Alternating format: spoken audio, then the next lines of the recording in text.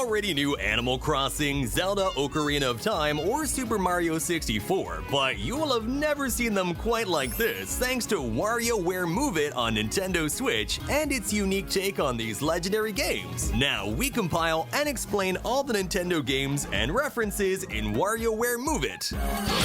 It's time to relive one of the most iconic moments from Zelda Ocarina of Time, Link grabbing a Cucco. The difference here is that if you've always been Link and had to catch the Cucco, this time you will be the Cucco and will have to escape from Link to avoid your capture. Depending on the level, the course will be slightly different, and obstacles like boxes or logs will appear. If Link catches you, the Cucco will let out a scream.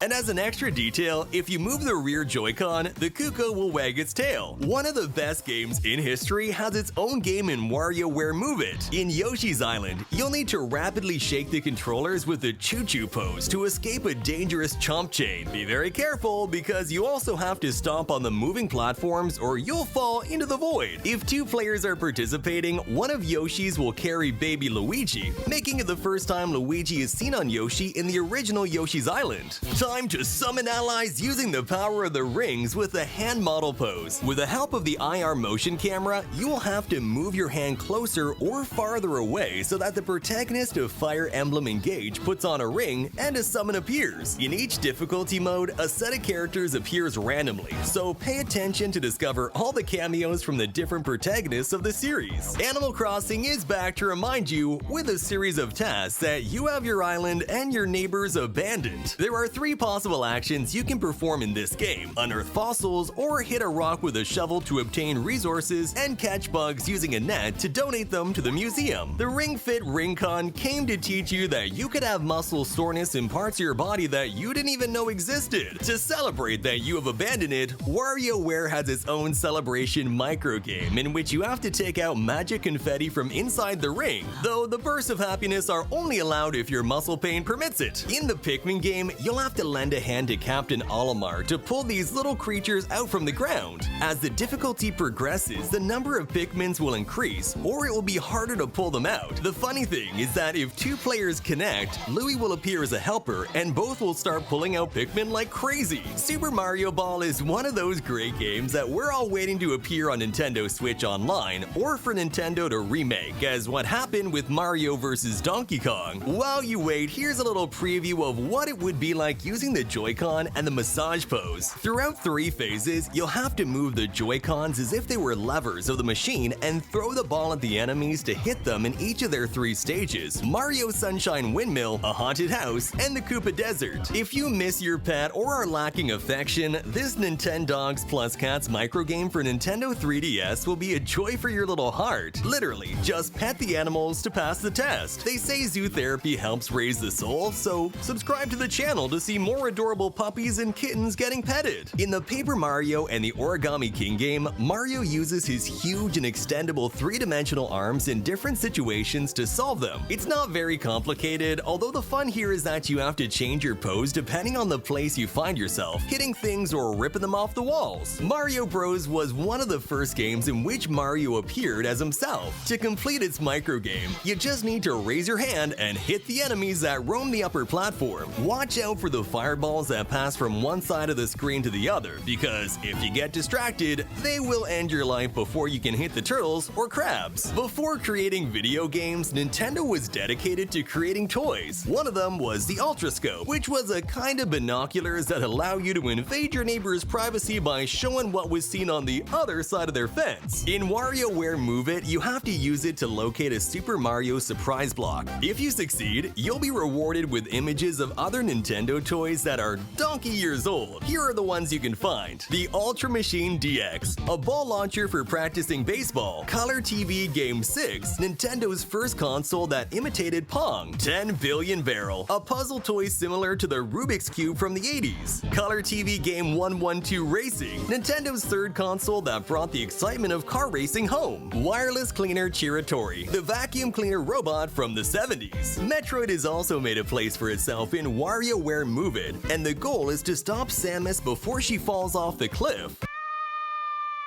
Each difficulty level represents a different biome, and be careful because if you stop too early, a death sequence is activated that will vary according to the level. We Play Motion was the sequel to We Play that almost nobody remembers, but here is this video to remind you of its existence. In its WarioWare game, you have to overcome Mii poses, which consist of moving the Wii remote to fit the character into the different silhouettes on the wall. In the Super Mario 64 game for Nintendo DS and WarioWare for Nintendo Switch, you have to maintain Mario with open arms to overcome 3 different courses: Princess Peach's Slide, the Penguin Race of the Cool Mountain, and the Shifting Sand Landslide. The best part is that some very faithful details to the original game are maintained, like the Penguin's secret shortcut or the possibility of skipping the level if you jump from one track to another. At the end of each course, there's a Nintendo console. On Peach's Slide, there's a Game Boy Advance. On the Cool Mountain, there are Wii remotes, and in the Shifting Sandland, there's a Nintendo DS. If 2 players are participating in this microgame, one will control Mario and the other Luigi, turning it into a competitive race. The one who arrives first gets a superstar, and the runner-up is rewarded with a blue star. WarioWare within WarioWare. In this meta microgame, you'll have to adopt the gift giver pose to prevent the cartridges of the WarioWare series games that appeared on Game Boy Advance, Nintendo DS, and Nintendo GameCube from falling. Tanuki Mario appeared in Super Mario Bros. 3,